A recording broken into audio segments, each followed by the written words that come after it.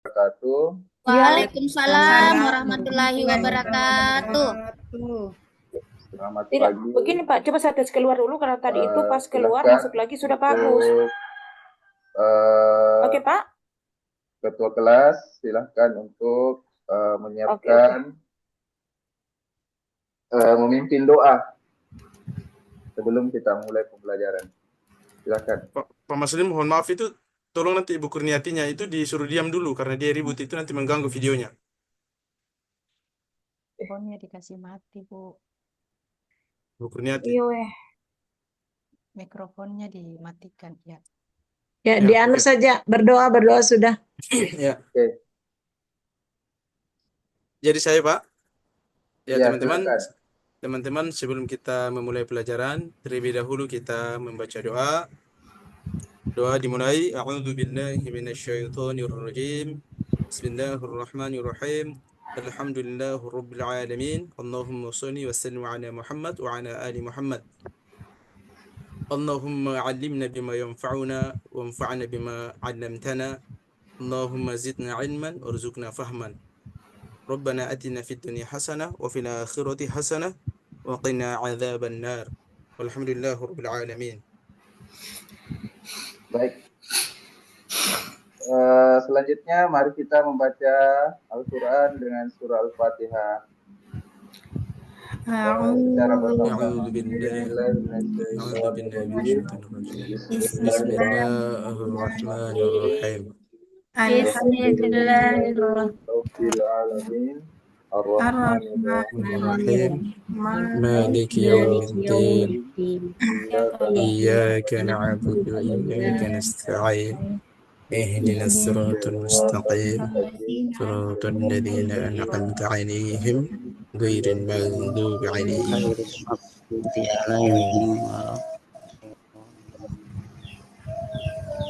Terima kasih. Silahkan diperbaiki duduknya agar kita bisa, anak-anak sekalian bisa menerima pelajaran dengan baik. Silahkan perhatikan kerapiannya, bajunya dikasih masuk, topinya dilepas, jangan memakai topi dalam ruangan. Baik, selanjutnya saya absen dulu.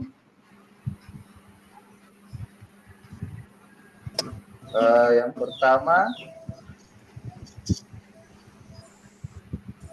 Bu Andi Patwa. Hadir, Pak. Asrina. Hadir Pak. Fitriani. Hadir, Pak. Hasbullah.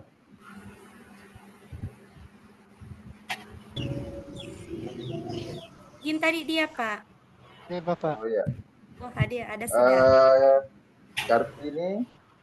Hadir, Pak. Marina Ulfa. Hadir Pak. Ponima. Hadir Pak. Oh ya, jadi hari ini alhamdulillah semuanya hadir. Baik. Sebelum itu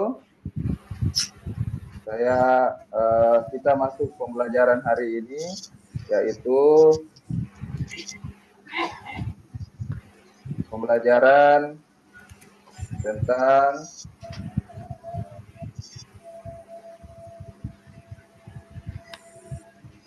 menyambut usia balik. Baik.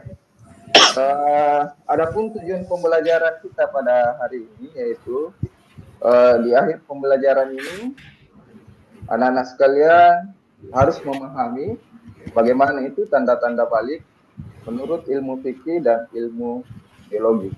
Jadi itu yang diharapkan dari materi pembelajaran hari ini agar anak-anak sekalian bisa memahami tanda-tanda balik menurut ilmu fikih dan ilmu biologi. Di sini anak-anak sekalian bisa lihat gambar. Bisa, Pak. Bisa, Pak. Di sini saya coba Ibu Asrina, bagaimana pendapatnya dengan gambar yang ada, yang dilihat dari gambar ini?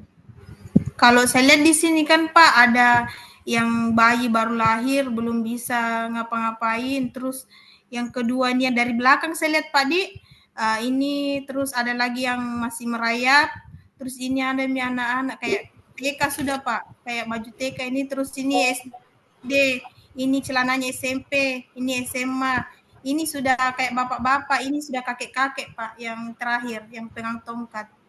Ya, baik, terima kasih. Jadi betul sekali apa yang disampaikan bahwa ini ada gambar bahwa siklus kehidupan manusia, di mana kita setiap manusia itu akan mengalami yang namanya pertumbuhan. Tidak selamanya kita harus pada posisi bayi, dewasa maupun posisi kakek-kakek. Jadi pertanyaan kedua, saya kira lanjut untuk Bu Marina Ulfa. Apakah Ibu apakah masih anak-anak atau sudah dewasa? Saya masih anak-anak, Pak. Oh iya, masih anak-anak. Jadi Iya. Dari kelas 1 sampai kelas 4, ya dari kelas 1 pasti ada perubahan yang dirasakan, ya, baik itu dari segi pertumbuhan, dari segi mental, dan dari segi fisik. Ya, untuk semua dari Ibu Fitriani dulu. Berapa Ya, umurnya sekarang? Umur saya baru 8 tahun, Pak. 8 tahun. Kalau Marina Ulfa? 7 tahun, Pak. Asrina? Saya 11, Pak. Kalau Hasbullah? Baru 5 tahun ini, Pak. Oh, jadi apakah sudah bisa dikatakan dewasa? Belum, Pak. Oh, belum. Ya, Saya, jadi, Pak, saya yang paling tua di antara mereka. ya, 11 tahun Belum sudah bisa dewasa. dikatakan dewasa? Iya, Belum, karena Pak. saya paling tua dari mereka. Baru Oh ya, remaja. nanti kita Belum, lihat Pak. Belum apakah dewasa umur dia, 11 Pak. tahun itu sudah masuk dalam umur dewasa atau belum. Jadi ada hari ini kita akan belajar ada 2, yaitu tentang tanda-tanda balik menurut ilmu fikih dan ilmu biologi. Apa itu balik? Coba Bu Fitri bisa. Apa itu balik? Balik artinya menuju dewasa, Pak. Ya, betul. Jadi balik itu secara bahasa itu artinya sampai. Sampai di mana? Apa kita sampai di Jakarta atau sampai di mana? Tidak. Jadi sampai artinya itu kita sudah sampai di mana kita sudah harus menjalankan kewajiban kita sebagai selaku umat beragama. Ya, kalau kita selaku umat beragama dan percaya itu bahwa kita sudah sampai harus diwajibkan untuk menjalankan hal-hal yang yang wajib itu sudah tanggung jawab kita sendiri, bukan lagi tanggung jawab orang lain. Ya, sedangkan menurut istilah balik itu adalah dewasa. Ya, itu balik. Baik, kita masuk di yang pertama, tanda-tanda balik menurut ilmu fikih. Mohon maaf anak-anak semua, kalau materi hari ini kita itu memang agak sensitif, tetapi itulah yang namanya pelajaran. Ya, kita harus mengetahui sebelum kita mengalami. Jangan takut dengan hal ini, jangan tabu dengan hal ini, karena semua pasti akan mengalami hal ini. Yang pertama yaitu adalah menurut ilmu fikih. Ya, di sini bisa dilihat gambarnya di layar bahwa dari laki-laki itu menurut ilmu fikih tanda-tanda balik itu yang pertama adalah mimpi basah. Ya, Hasbullah, apakah sudah mengalami mimpi basah? Kencing di celana ya, Pak? Hah? Kencing di kasur, Pak? Ya, jadi mimpi basah itu tanda-tanda balik dari laki-laki yang pertama. Apa itu mimpi basah? Ya, kalau sama halnya kalau lihat gambarnya kan, nah itu gambarnya kan ada laki-laki yang mana eh, dia seperti kayak kencing, ya, tetapi bukan seperti kencing, tapi bukan air kencing. Dia itu secara ilmu itu yang keluar adalah sperma yang dimana kita mengalami kayak ya hampir seperti kencing lah, tetapi secara perasaan berbeda dengan hal itu. Pasti semua akan mengalami hal itu. Yang kedua, tanda-tanda balik menurut ilmu fikih bagi laki-laki yaitu sudah berumur 15 tahun. Nah, jadi tadi kalau Mas Bulla tadi masih umur 7 tahun, apakah sudah balik secara ilmu fikih? Oh, belum. Itu dua tanda-tanda balik menurut ilmu fikih. Bagi perempuan, itu yang pertama menstruasi atau haid. Nah, di sini Asrina yang tadi yang tua, apakah sudah merasakan menstruasi atau haid? Saya belum, Pak. 11 umurku tapi belum merasakan. Jadi atau ada di kelas sini yang sudah haid? Tidak ada? Belum ada, Pak. Yati kali, Pak. Belum. Oh, belum. Kakak Fitri kali, Pak.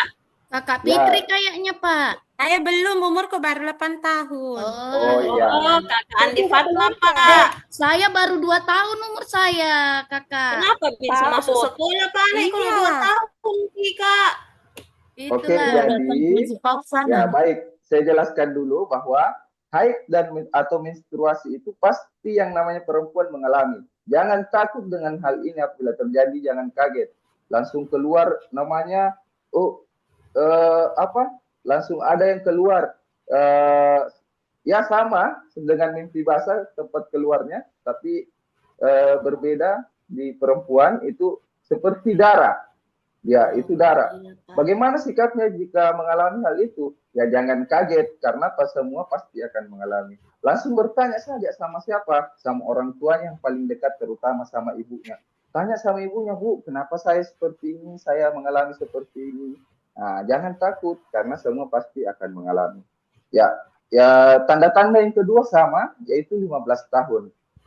Jadi, jika belum haid, tetapi sudah berumur 15 tahun, ya, menurut ilmu fikih bahwa kalian itu sudah dianggap dewasa atau balik. Itu tanda-tanda balik menurut ilmu fikih dan menurut ilmu fikih baik laki-laki maupun perempuan. Sampai di sini sudah paham? Paham, Pak. Paham. Oke, kita lanjut di menurut ilmu biologi. Menurut ilmu biologi, bagi perempuan itu ada dua, yaitu dari fisik dan mental. Yang pertama tadi haid sudah saya jelaskan. Yang kedua itu adalah perkembangan payudara. Jadi ada secara fisik itu bagi perempuan nanti payudara akan berkembang. Ya, tidak seperti waktu kalian kelas 1, kelas 2 pasti akan mengalami hal itu. Yang ketiga adalah pinggul lebih lebar. Itu nanti jangan kaget dengan hal-hal ini nanti kalau di fisiknya, di tubuhnya berubah. Karena memang semua yang namanya perempuan pasti akan mengalami hal ini. Yang keempat itu adalah pertumbuhan rambut. Apa rambut? Maksudnya rambut ini apa? Ada yang bisa jelaskan? Coba Fitriani. Pertumbuhan rambut. Biasanya saya lihat kakak saya, Pak, dia ada di bagian ketiaknya. Itukah, Pak, yang dimaksud? Ya, betul sekali. Jadi pertumbuhan rambut itu ada beberapa tempat. Yang pertama itu tadi di ketiak maupun di alat kelamin. Itu akan mengalami hal itu. Semua pasti akan mengalami. Jangan kaget dengan hal itu. Bagi perempuan, lagi-lagi saya katakan bahwa jika kalian mengalami hal itu, jangan takut, cari orang yang paling terdekat untuk pertanyakan hal itu. Jangan orang lain. Tetapi bertanya kepada orang tuanya, ibunya terutama. Ya, yang kelima, yang terakhir adalah kulit berminyak dan jerawat. Ini jerawat jangan takut juga. Pasti semua mengalami jerawat. Kalau tidak mau jerawat, ya jadi itu orang tua. Karena orang tua tidak berjerawat sudah itu. Ya. Sekarang secara mental. Secara mental itu ada, kalau perempuan itu kalau sudah balik, itu pasti mengalami sering suka mengadu, menangis, ataupun menyesal diri sendiri. Jadi perempuan itu kalau sudah merasa balik, itu ada hormon, ada 2 hormon di situ, progesteron dan estrogen. Itu yang mempengaruhi di tubuh kalian. Ya, mengapa perempuan itu cenderung menyelesaikan masalah itu dengan cara menangis atau dengan cara mengadu kepada orang lain atau sedikit-sedikit menyesali diri sendiri. Nah, itu adalah hormon-hormon yang memang sudah tumbuh pada saat kalian mengalami yang namanya dewasa atau balik. Itu akan muncul. Setiap perempuan akan muncul. Dan itulah yang nanti akan mempengaruhi juga untuk perempuan, hormon itulah untuk bagaimana bisa yang namanya ada anak ya di janin itu hormon-hormon yang itulah yang akan muncul nanti. Baik, selanjutnya bagi laki-laki itu ada suara, jakun, tumbuh rambut sama tadi dengan perempuan, baik di ketiak, janggut dan lain-lain. Kulit berminyak, otot, tinggi badan bertambah. Secara mental, kalau laki-laki itu cenderung lebih diam. Nah, menyelesaikan masalah tidak curhat ke tetangga, tidak seperti perempuan ya. Ya, sebagian besar, bukan semua. Sebagian besar perempuan kalau ada masalahnya pergi curhat sama tetangganya itu tadi. Itu seperti itu. Ya, itu tidak boleh ya. Ya, cenderung diam kalau laki-laki. Dia bisa menyelesaikan masalahnya secara cepat atau berpikir dengan cepat. Itu bagi laki-laki. Sampai di sini ada yang mau dipertanyakan atau sudah jelas? Sudah jelas. Sudah jelas, Pak. Baik. Jadi selanjutnya kita bagi 2 kelompok saja ya. Kita bagi 2 kelompok, yaitu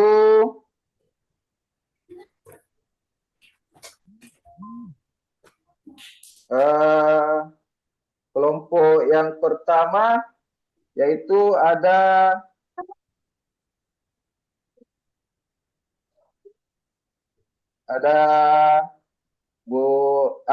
Andi Fatma, Asrina, Fitriadi, Hasbullah. Kelompok kedua Jamilun, Kartini, Marina Ulfa, dan Ponima. Dari kedua kelompok, masing-masing kelompok nanti saya akan membagikan kasus. Silahkan bisa dicari di mana saja, di buku materinya atau melalui media online. Ya, saya bagikan ini untuk kelompok 2. Ini kelompok 2 yaitu Aisyah mengalami, silakan nanti dibaca kelompok 1. Kelompok 1 itu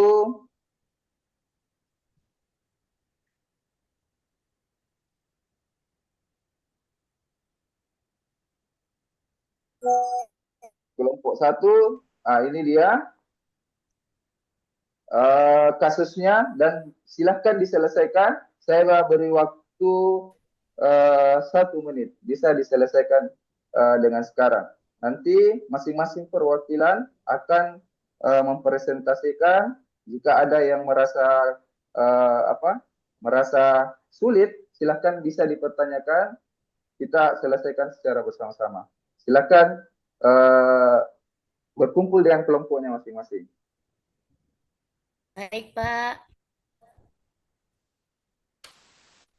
Oke, baik. Terima kasih. Waktunya sudah habis. Baik, dari kelompok 1 tadi, kelompok 1 bisa mempresentasikan, bisa dibaca dari yang pertama, siapa yang bisa untuk mewakili kelompoknya untuk maju ke depan. Silakan baca hasil dari diskusi kelompoknya tadi. Mungkin bisa Bu Asrina.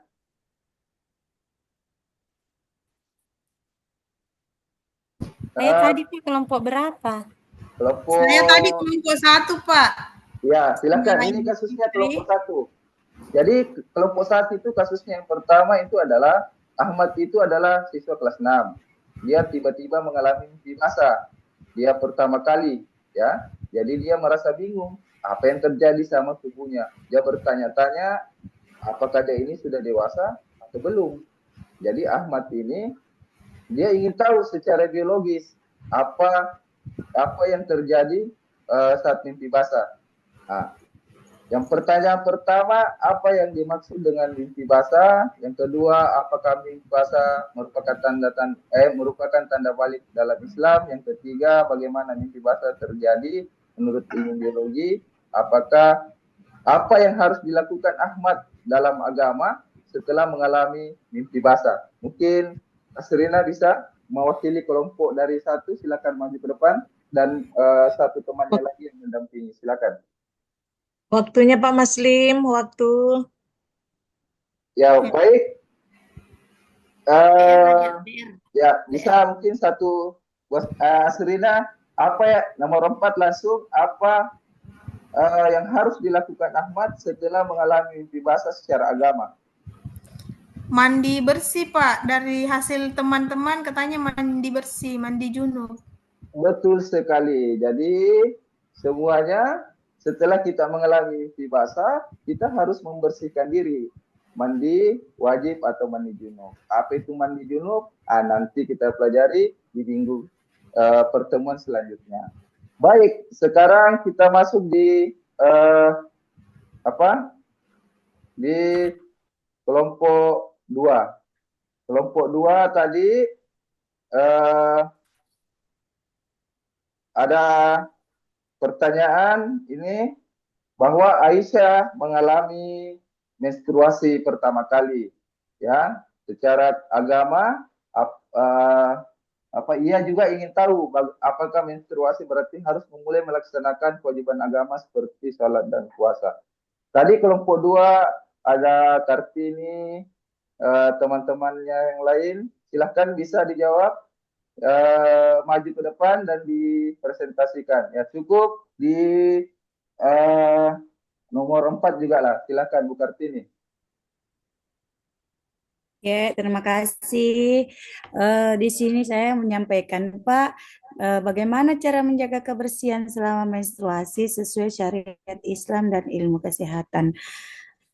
Jika kita mengalami menstruasi, kita harus rajin membersihkan, misalnya kita wajib mengganti pembalut, gitu. Pembalutnya per 3 jam kah, itu kita ganti karena melebihi dari waktu kita memakai itu kan tidak baik untuk kesehatan. Kemudian setelah kita nanti sudah mengalami menstruasi sekitar 1 minggu, kita wajib mandi bersih. Mandi bersih juga. Dalam Islam kita wajib mandi bersih, kemudian baru kita bisa melaksanakan sholat. Apapun itu, setelah kita menstruasi, kita mandi bersih, baru kita bisa melaksanakan kewajiban agama kita, seperti sholat dan puasa. Oke, baik. Terima kasih. Beri tepuk salut untuk semuanya. Oke, baik. Selanjutnya, setelah di hasil presentasi tadi dari teman-teman kalian semua, bahwa saya kembali menjelaskan bahwa kesimpulan kita sudah sampai di penutup pertemuan hari ini. Sebelum kita menutup pertemuan hari ini, saya izinkan saya untuk menyampaikan kesimpulan. Kesimpulan hari ini bahwa tanda-tanda balik itu baik laki-laki maupun perempuan dari ilmu agama, ilmu fikih itu adalah ada 2, masing-masing 2. Tadi baik laki-laki ada mimpi basah dan berumur 15 tahun, seperti perempuan tadi itu ada haid dan umur 15 tahun. Secara biologi saya kira banyak tadi, ada 2 juga, yaitu secara fisik dan secara mental. Saya kira sudah dipahami. Ya, untuk minggu depan kita akan mempelajari, kita lanjut dengan materi yang sama, tetapi kita lanjut di materi bagaimana caranya untuk mandi wajib. Apakah mandi wajib itu seperti dengan mandi biasa kalau kita pulang sekolah atau main bola, pulang main sore, nah itu nanti kita pelajari. Dan apa sih yang harus kita lakukan setelah kita mengalami dewasa? Nah itu kita akan pelajari di minggu depan. Selanjutnya sebelum kita akhiri, kita ada asesmen dulu ya yang harus kita lakukan. Ya, nanti saya akan beri waktu masing-masing 5 menit. Silahkan dikerjakan, saya bagikan dan saya silahkan dikerjakan. Oke, baik. Sudah, silahkan dikumpul. Terima kasih untuk hari ini. Kita cukup sekian.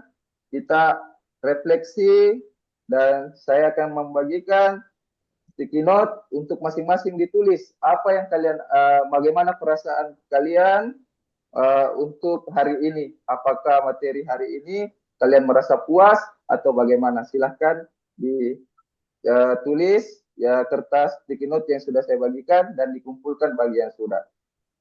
Oke, baik, terima kasih. Hari ini cukup sekian. Kita akhiri dengan bersama-sama mengucapkan membaca hamdalah. Alhamdulillahirabbil alamin. Assalamualaikum warahmatullahi wabarakatuh. Waalaikumsalam warahmatullahi Waalaikumsalam warahmatullahi wabarakatuh.